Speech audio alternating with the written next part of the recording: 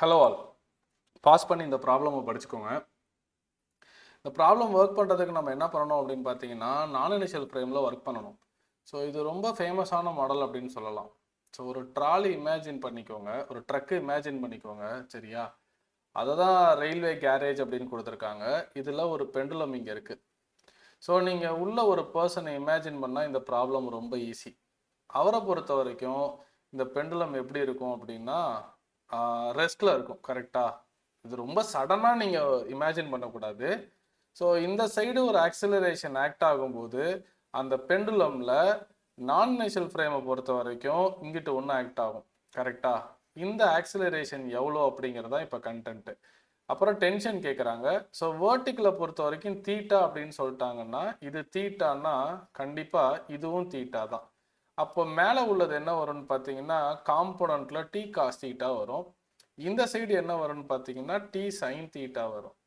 இந்த D sine theta தான் யாருக்கு ஈக்குவல்னா எம்ஏக்கு ஈக்குவல். ஓகேவா? அந்த ஏ என்னன்னா அந்த ட்ரக்கோட ஆக்சிலரேஷன்.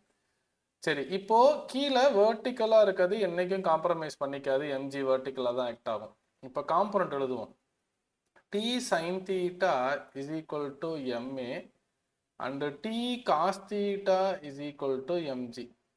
ஸோ இதில் தீட்டாவே இல்லை. அப்போ நான் இதை ஸ்கொயர் பண்ணணும். ஸ்கொயர் பண்ணி டி ஸ்கொயரை காமனாக வெளியில் எடுத்துருங்க. Cos square theta plus sine square theta 1. இந்த சைடு ஒர்க் பண்ணிங்கன்னா m square a square plus m square g square. அப்போது இந்த டி ஸ்கொயர் அப்படியே இருக்கட்டும். எம் ஸ்கொயரை வெளியில் காமனாக எடுங்க. எடுத்தீங்கன்னா உங்களுக்கு resultant a square plus g square. Physics இங்கேயே முடிஞ்சுது. இந்த டயக்ராம்லேயே ஃபிசிக்ஸ் முடிஞ்சு. அதுக்கப்புறம் ஃபுல்லாக மேக்ஸ் தான். So t is equal to m of root over a என்ன g by root 3. அப்போ g square by 3. கரெக்டா? இங்கே ஒரு g square. m ஓட வேல்யூ 1 kg. ஓகே, அப்போ t is equal to root over 4g square by 3. So இதை ரூட்டை விட்டு வெளியில் எடுத்தீங்கன்னா 2g by root 3. Answer 2g by root 3 Newton. நான் இனிஷியல் ஃப்ரேமு லாஸ் ஆஃப் மோஷனில் இந்த ஃப்ரிக்ஷன் நான் இனிஷியல் ஃப்ரேமில் நிறைய ஒர்க் பண்ணுற மாதிரி இருக்கும். கீப் ஆன் வாட்சிங். தேங்க்யூ.